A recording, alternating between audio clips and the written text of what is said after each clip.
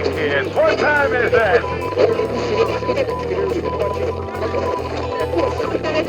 Hey, it's Edson with GeekTime TV, and now we got episode finale. That's the finale.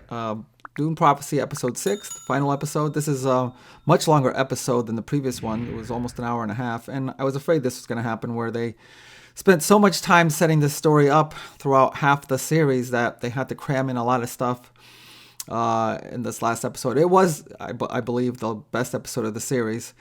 They very fast paced, very a lot of the story went forward here. They probably should have had a lot of this stuff happening back probably in episodes 4 and 5, and not to have to rush at the end. But they did, like I said, they did spend a lot of the series just like doing too much setup, and now they had to try to rush a bunch of stuff to end the series. It was a really good episode. I'm saying it. I admit that's a really good episode. But again, the story should have progressed a lot faster earlier on. So they show a series of flashbacks, not the whole episode flashbacks, but some flashbacks that goes back to when Valia took over the Sisterhood, and they show how we've seen this where Valia uses the voice to force Sister Dorothea, to kill herself. And they also show Tula here with a couple other sisters that are in supporting Valia. They see this happening, and then they go on to, we didn't see this before, they go on to eliminate all the followers of Sister Dorothea basically in the same way. All four of them kind of like Valia has been teaching them the voice, and all four of them using the voice to force all the other sisters to kill themselves, the ones that wouldn't go along with Valia's takeover, which is crazy. So bloody takeover. That's how Valia comes to be Mother Superior. Then she goes and shows them the machine, down that underground room where they call the machine Honor Roll, I believe. It's a thinking machine, an AI that controls the breeding program that the first Mother Superior, Raquella, was doing. And they showed that the pairing of, at the time, Prince, he's now, in the present time, he's Emperor, but the Prince, and also with the Empress, the soon-to-be Empress Natalia, they're saying that the machine shows them that the pairing of those two is what's the best potential for a ruler that the sisters would think to be on their side, which is why they've always been after Princess Inez to be part of them, because they want her to rule as one of them. And so that's how they come to. That's how the emperor becomes emperor, because this is what the Bene Gesserit have manipulated him into doing, so that he can, Princess Inez can then be born and take over the empire after him. Now, neither him or the Empress Natalia are Bene Gesserit. So how they will know that they're going to have a baby girl, I don't know. That's kind of a plot point that's not figured out. I guess they just leave it up in the air. It's a 50-50 chance. So it's kind of a little bit of a thing that the writers didn't think of. But it is a girl, Princess Inez, and that's why this whole series, they want her to become Bene Gesserit, because they know she's going to be taking over the empire after him. They also show, and then in private, Valia and Tula also have this machine show a pairing of a Harkonnen and an Atreides, which is Tula's baby. Now, I was wrong before. I thought Tula kept the whole pregnancy secret from Valia, but she didn't. She actually admitted to her that she was pregnant from an Atreides, and Valia was like, "Okay, no problem. If you want to keep the child, no problem. We'll raise him up together." And Tula recognizes that like evil glint in Valia's eyes, knowing full well that what she really wants to do is help him develop into like a tool for the Bene Gesserit, so that they can manipulate him. And the machine does show that the Tula's child is going to be great potential, and so Tula recognizes this and says, I think deep down she really wants what's best for him. And so secretly, what she did lie to Valia about is the fact that secretly, when Desmond Hart was born, which we found out last episode that he is her child. When Desmond Hart was born, he was a baby, she lied to Valia about that he was stillborn, and in secret she had him taken away and given to someone else that she didn't even know who it was, because she didn't want to like have that information. She didn't want Valia to have that information. It was somewhere far off. She never really followed up on it or anything like that. She just wanted him as far away from the Sisterhood as possible, because she didn't want him to be someone who's manipulated by Valia, or just like she manipulates everyone. So again, that's how Valia comes into control of the Bene Gesserit. Bloody takeover by basically eliminating all her enemies. Then we go to the palace, where Princess Inez tries to free Kieran Atreides. He's a prisoner. He tries to free, and he gets caught by her mother, Natalia. And Natalia, instead of like being sympathetic to her, has her arrested. The Emperor, meanwhile, he wants no more part of. He doesn't even care about his ruling duties anymore. Now that he has Sister Francesca back, who's the person who he really loves, not the Empress, and he imagines a life with her now. Figures out that maybe he can send the Empress away and just have him and Francesca can just live. He's so stupid, happily ever after, not even realizing the ramifications. So he wants Mother Superior to come back, and now like everything's okay. The Bene Gesserit Sisterhood can now come in and have influence over him again, and have be in the palace, because he wants her to order Francesca to just stay with him the whole time, or to allow her to stay with him, because she seems to like she really loves him. He doesn't even realize that his daughter has been arrested. So this plays right into Valia's hands, because she wants to be invited back so that she can, and in this scene, she actually dares to sit on the throne of his, and proceeds to tell him that his whole life, not his entire life, but his whole life as how he became emperor, and his whole life as the emperor, has been completely out of his choices. It's like it was completely manipulated by her and the Sisterhood why he became emperor. The only reason why he became emperor is so that he could have Inez, and then Inez take over.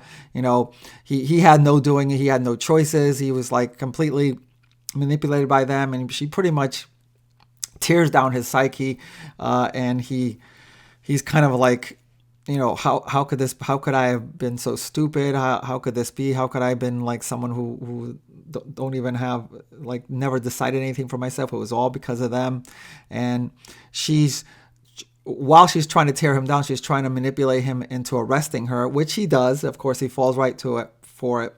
And he's so stupid. He has the two guards are sitting there, and he tells the two guards to arrest her and take her away, and showing his true stupidity. And like, he got everything he deserved, because how could he like think that two guards taking her over is just going to be able to handle? All she has to do is use the voice on them to kill each other, or like to kill themselves, and she can just manipulate the guards to do whatever she wants. But of course, she wants to be arrested because she wants to go and free Inez, because Inez is still part of the future Sisterhood plans.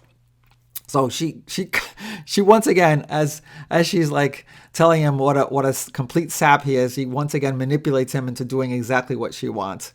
So she's taken away, and meanwhile he goes and confronts Sister Francesca and he realizes, you never really loved me. You were only doing this for under Valia's orders. And she tries to tell him, no, that's not true. She really did love him. And he kind of like, that whole talk that Valia just told him is kind of like just made him completely, like, just, he's completely empty now. And he figures like the one last thing, they won't, he decides they won't manipulate him anymore. The one thing he can do in his life of his own free will is take this knife, and he basically stabs himself. And it winds up being a mortal wound. And of course, Francesca is like, doesn't want him to die. And she's like trying to,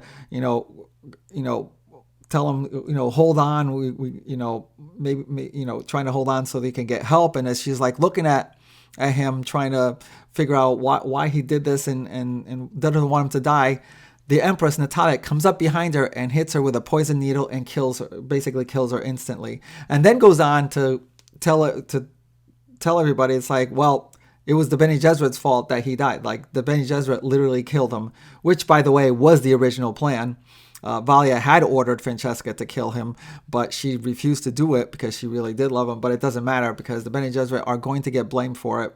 Natalia is obviously doing a perfect power play here to get control of the Empire with Desmond's help, because Desmond is now, as soon as the Emperor has decided to bring the Bene Gesserit back into the fold, he's kind of totally against them because, of course, he has something against them too. So Emperor is dead, Bene Gesserit get blamed. And then we go back to Wallach 9, and we see the acolyte Lila here, who in the last episode had been possessed by the first Mother Superior, Raquella. In this episode, she wakes up and she's possessed by none other than her, I believe it's her mother or grandmother, her sister, her mother, Sister Dorothea, and she's back with a vengeance, literally back with a vengeance, because she's looking to take vengeance out on Valia and Tula, especially Valia, who killed her, and then she goes and tries to find what happened to all the people, all the sisters that had been in support of her, and she discovers that secret, which is that Valia and her followers had basically killed all of her followers after they caused her to commit suicide. And she reveals all this to the Sisterhood. So, obviously now Valia is like lost complete control of the Sisterhood, and now that they know what kind of how vengeful she is and what she did, what horrifying things she did. And she actually shows the skeletal remains. Now, this is another kind of plot point that I don't know how it happened, but she actually shows that there's a deep dark pit where she shows the skeletal remains of all the sisters that Valia killed. I'm not sure why Valia would be stupid enough to leave the evidence around, or why Sister Dorothy even knew they were there, because she was the first one killed. Why would she know that happened? I don't know. The only possibility is that there was one sister originally, Avila, I think her name was, who was a follower of Dorothea, who then, in fear of getting killed, agreed to follow Valia and Tula. So maybe she divulged, maybe she found out what happened to the remains. But regardless, Valia has lost complete control of the Sisterhood. Tula has now left also. And the only thing I think kind of strange is that basically what's happening here, where someone who has been killed is possessing a young person who's like vulnerable to this. That's kind of like the worst thing that can happen with the Bene Gesserit. They even call them abominations. So why they would just accept her as a possessed person to now all of a sudden give orders and take her, I don't know. That's kind of like kind of another plot point they didn't really think through. It's not really that believable, but it does show you, it does give you the story of how Valia and Tula were, or their crimes were discovered. And then finally, we go back to the palace, and again, Valia was manipulated the Emperor into arresting her just so she can free Inez.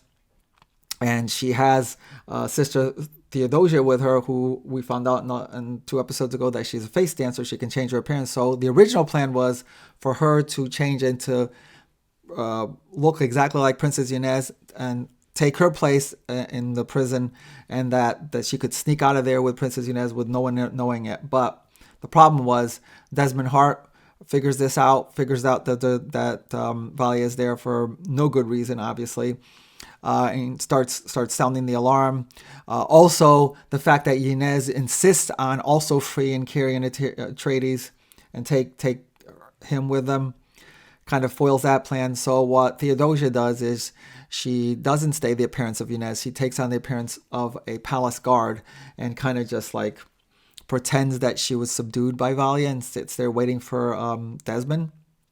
So Desmond Hart shows up at the prison cells way too late. They're gone, and the guard starts calling out to him, whispering to him about what Valia told him, and he makes him go really close to him, or it's actually Theodosia in disguise, really close to hear what he's saying, and immediately knifes him. And that's like her. I believe she was trying to kill him for Valia, but at least trying to slow him down.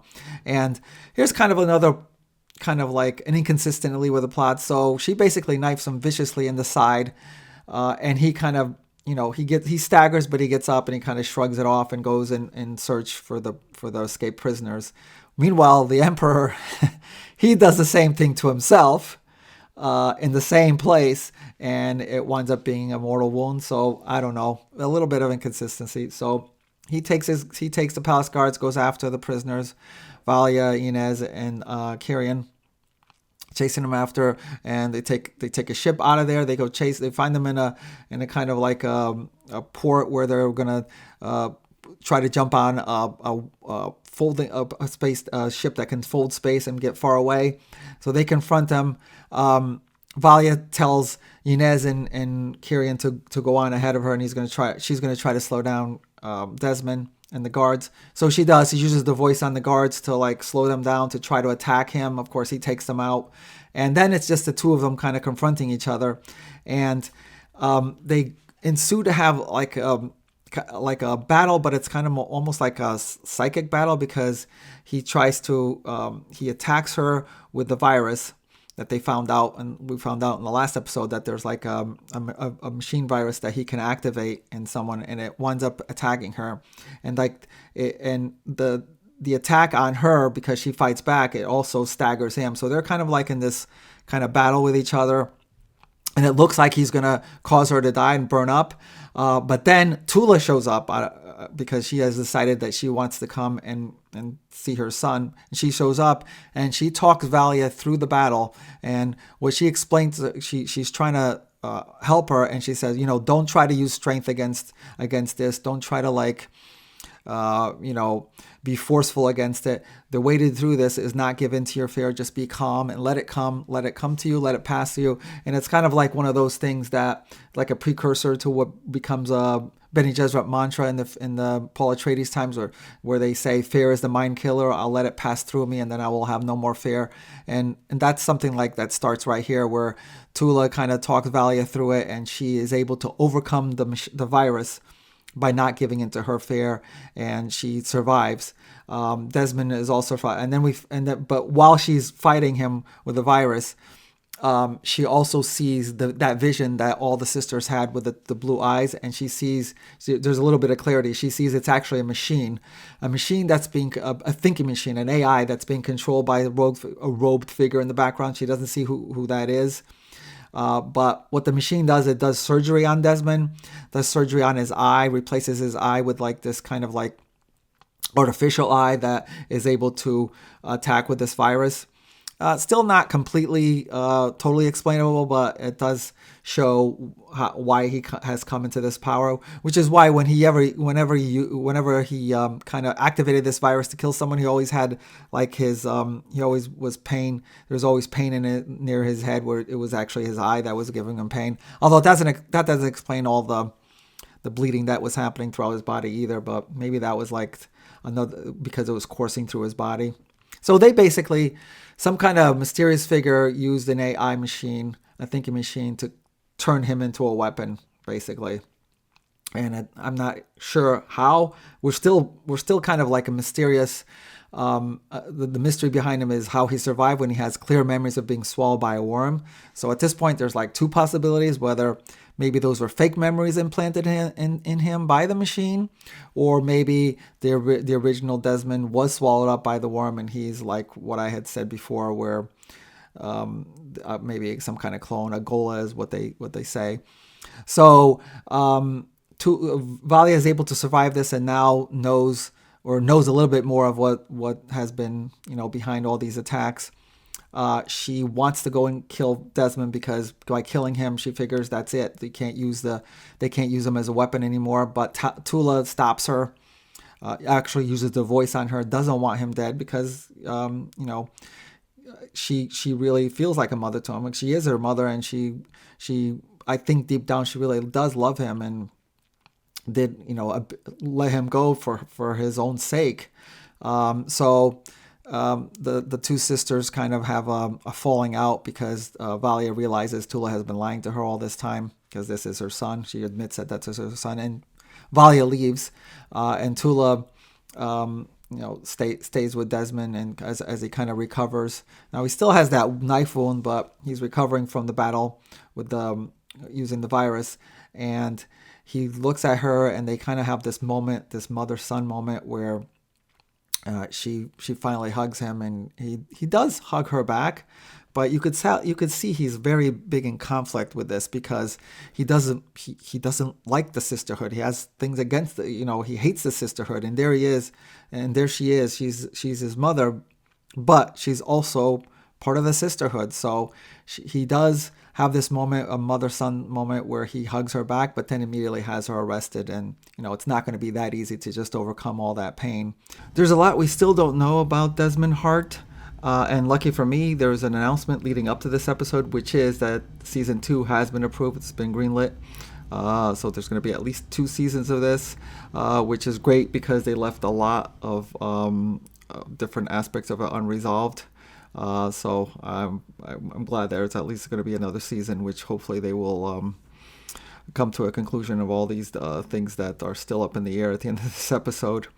And then the very last scene of this episode is Valia, Princess Inez, and Kyrian Atreides wind up in Arrakis. There's a really cool scene of the ship coming out of folded space. It's really done very well, coming out of folded space near Arrakis, and then they wind up landing in Arrakis. And I believe the reason why Valia wanted to come to Arrakis is because, if you remember way back in episode 1, when we first meet Desmond Hart, he came from Arrakis, and so she probably was thinking there's this mysterious figure that wanted to destroy the Bene Gesserit through him, and they experimented on him. Most likely this being with or beings with the thinking machines that put this virus in him to attack them is somewhere in Arrakis. So she's there to try to take care of that.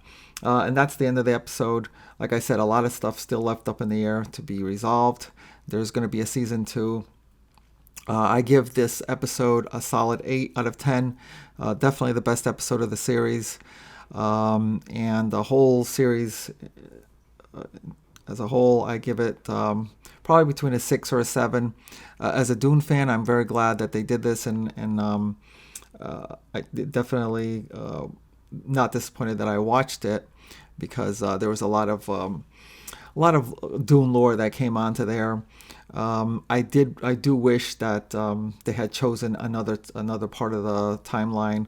I wish they had gone back to Frank Herbert's original stories. I know we've already seen the original book Dune on the theaters. We're going to see Dune Messiah in the theaters, but they still have books 3, 4, 5, and 6. Would have been much better to start off with that for TV series, because they're so much better than this story. And would have brought a whole bunch of new audience, I believe, and hopefully they still will, as long as they stay faithful to the source material. I think it'll, that those stories will be much, much better. But in the meantime, we have this. We have another season of this one, and I will definitely be here to watch that as well. Still, the series was very uneven. It got bogged down in the middle episodes. And then it kind of raced to the end, and hopefully they'll fix that type of story structure in the next season and do much better. Like I said, I hope they stick with the Dune franchise, and we wind up seeing Frank Herbert's other stories, which there's so many great characters and so much good material there. And I hope to see that. So that's it for this TV series. Please leave me a comment and let me know what you think of it, whether you're familiar with Dune or not. And thank you for watching, and I'll talk to you soon.